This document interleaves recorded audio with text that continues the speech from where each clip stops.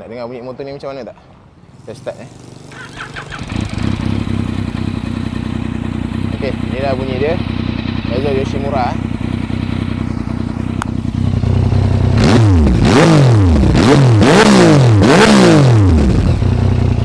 Okay, so kalau korang berminat nak beli motor ni, korang boleh klik link dekat bio. Korang boleh PM kita punya sales team. Ada saya, Syafiq, Hana, Adib dan juga Amirul.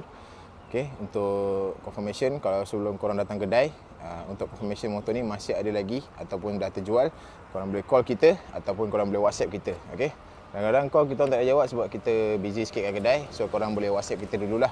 Nanti kita akan respon pada WhatsApp korang tu. Okay.